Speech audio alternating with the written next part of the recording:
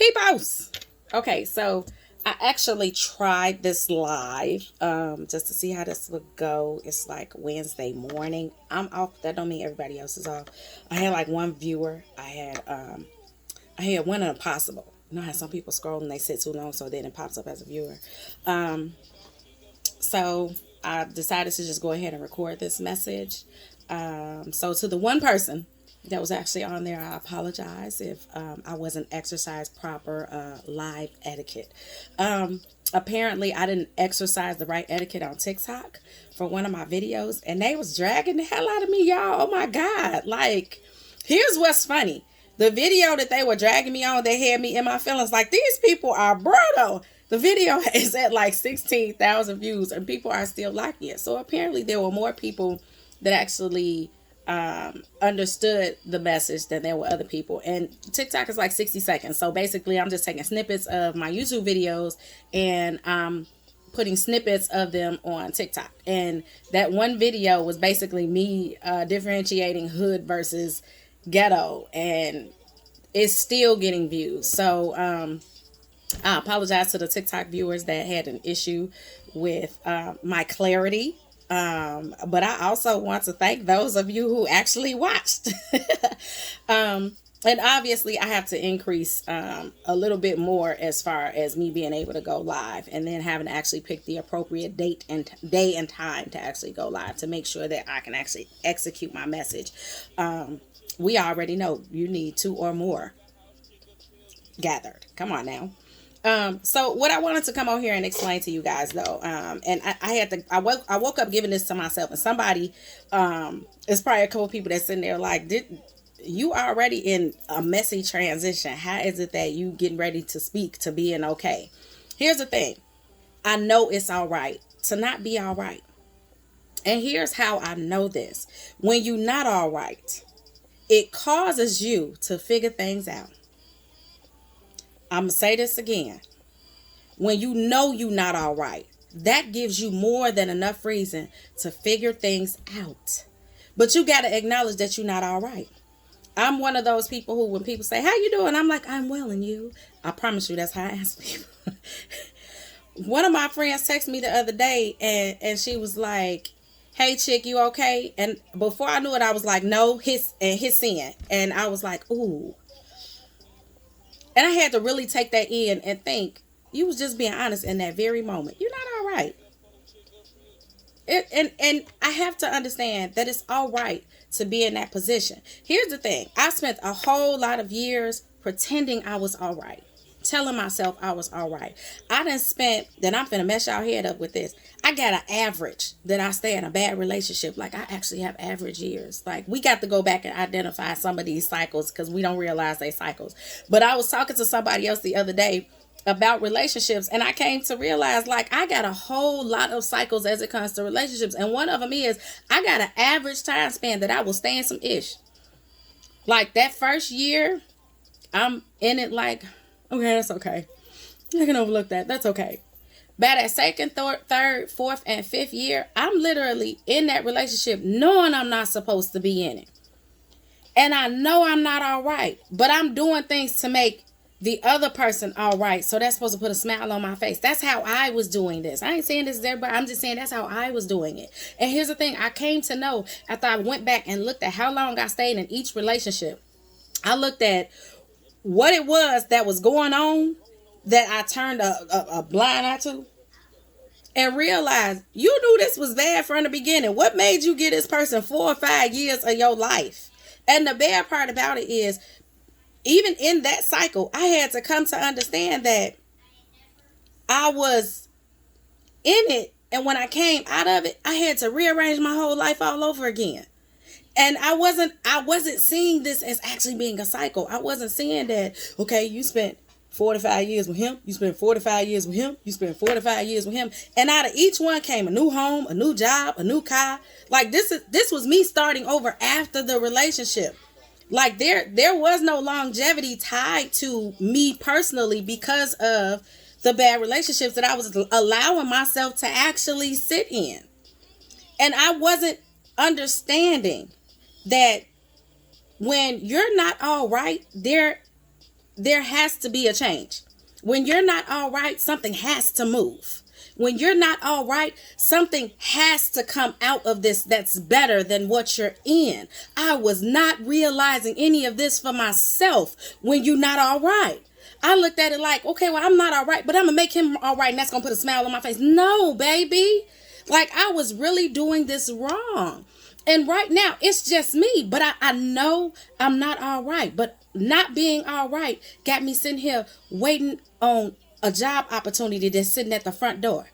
Not being all right now has me searching on how to fix my credit. Me not being all right now has me sitting here praying way more for my husband, my helpmate, my companion. Me not being all right made me get up and say, I have to do another 300 things that I'm expecting God for. And I did this list last year. I took the time out to write the whole list. I had people come in my house and say, who writes out 300 things they're expecting God for? Me. Because at the end of the year, I checked off at least 70% of the things that was on that list. I needed a new list. I believe in Habakkuk. Write the vision, make it plain. That's just me. But I also know that when I'm not right, I will sit down and tell God what I need to make me right. And sometimes in me acknowledging that, here's the thing, God is all knowing. He already knows what it is that we need. He already knows where we're going. We have to learn how to acknowledge what it is we need for ourselves. I'm not telling God nothing he don't know. This is me working this out of me. I have to acknowledge that which I haven't chose to acknowledge when I knew I wasn't right. If I'm not all right, I got to get this to somebody. Somebody got to help me through this. And me not being all right, I made the decision that I need to tell God what it is that I need to make this right, which is why I sit down and write down that 300 list. And I got the idea from Steve Harvey, craziest thing in the world. And he even said, you'll get to 75 and you're going to feel as though you don't have anything else to be asking God for. On a day-to-day basis, I add to that list because there are so many things we go through when we know we are not right. You feel it in your soul when you know you're not all right. And when you feel it in your soul, there should be a movement to go with what you're feeling right then and there. It is all right to not be all right.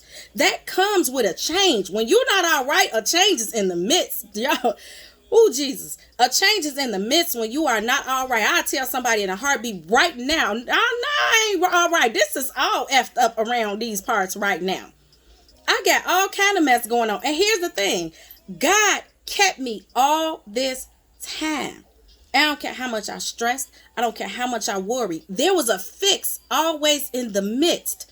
But here's the thing. I didn't know how to acknowledge the fix until I actually acknowledged that I wasn't all right.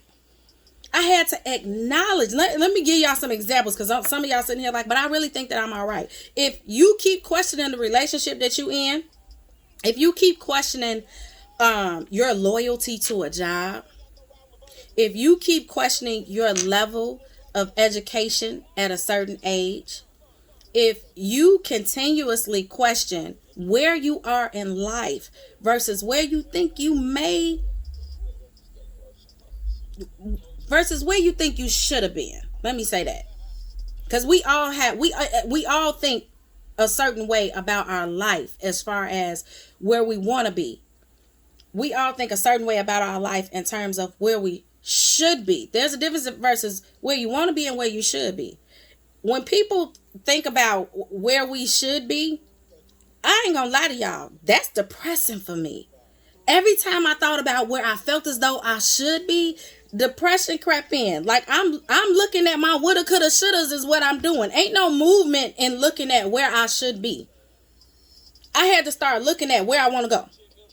Because if I say this is where I want to go, now I got to create a path forward. There is no movement in you saying what you could have been, what you would have been, what you should have been. Like there's no movement in that. You got to figure out for yourself where you want to be and proceed forward.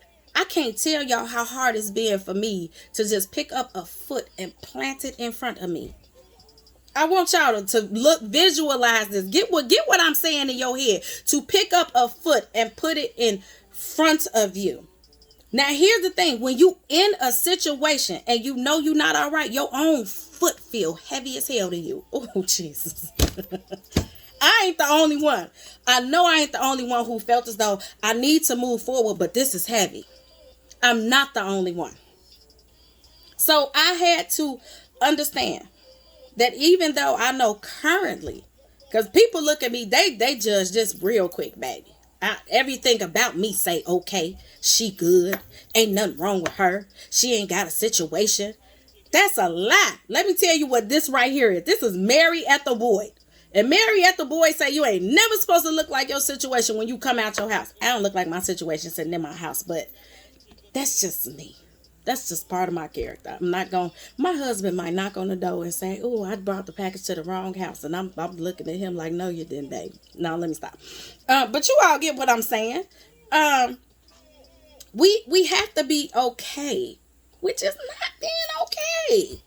And I'm okay with that. Here's the thing. When I tell y'all I'm sitting here exercising every resource I can dig up to make sure that I know God got something better for me on the other side of it.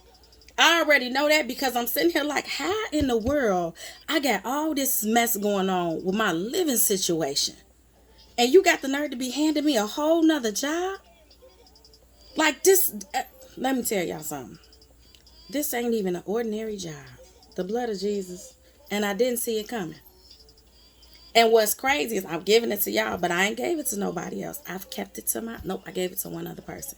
And truth be told, you got to watch who you give things to. It was 12 disciples. He only took 3 up there in the mountain to pray with him. Certain people are, I'm studying project management. Understand what a resource is. So understand, everybody not going with you. And I've come to understand that when I'm not all right, the people who are around me, the true lifers, know I'm not all right. And they going to press forward for me on them days when I can't do it. Oh, Jesus. Y'all don't even understand what it's like to have people that say, I understand today not a good day for you, but this is what I did on your behalf. The blood of Jesus. I'm gonna get up off here because I ain't trying to be crying and everything. But those are what I would deem true saints. I learned that true saints of God ain't got to know all your business to pray for you. Jesus Christ. Okay, I'm finna go, y'all. I love you all. It's all right to not be all right. Press forward. I love you all. I'll see you next video.